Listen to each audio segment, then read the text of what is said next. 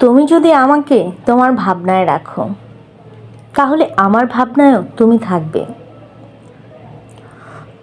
তুমি যদি আমার কাছ থেকে দূরে সরে থাকো, একদিন, 2 দিন, 3 দিন, একটা সময় দেখবে আমার মন থেকেও তুমি দূরে সরে গেছো।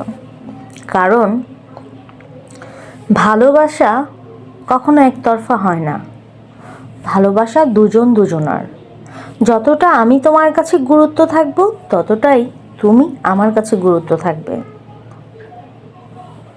এখন আমি তোমাকে শুধু ভালোবাসা দিয়েই যাব, বিনিময়ে তোমার কাছ থেকে আমি শুধু যন্ত্রণা, অবহেলা, অযত্ন এসব পাবো, তাহলে ভালোবাসায় দূরত্ব একটা সময় ঠিকই চলে আসবে। আর যখন তোমার সাথে আমি কন্টিনিউ কথা বলবো, তখন তুমি প্রতিদিন একটু একটু একটু একটু করে আমার নেশায় পরিণত হবে। তোমাকে ছাড়া আমার কিচ্ছু ভাল লাগবে না, আমি কিচ্ছু বুঝবো না, আমার মাথায় অলওয়েজ তুমি ঘুরবে। হ্যাঁ, আমি যে কোনো কিছুই করি না কেন, শুধু তোমার ভাবনা। যখন তোমার কাছ থেকে আমার গুরুত্বটা কমে যাবে, দূরত্বটা বেড়ে যাবে, ভালোবাসায় খামতি, তারপর তোমার অযত্ন থাকবে, 1 দিন, 2 দিন, 3 দিন, তখন আস্তে আস্তে আস্তে আস্তে ওই যে তোমার প্রতি আমার যে গুরুত্ব, যে টান, যে মায়া, যে ভালোবাসাটা ছিল না, কারণ মানুষ অভ্যাসের দাস।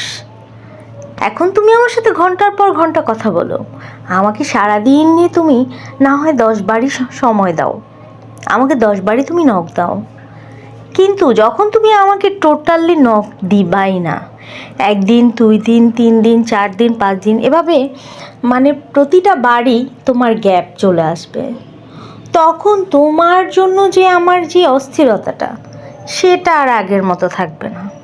যখন তোমার জন্য আমার অনেক অনেক ভালোবাসা, মায়ার টান থাকবে, তখন আমি শুধু তোমার পিছনেই পড়ে থাকবো।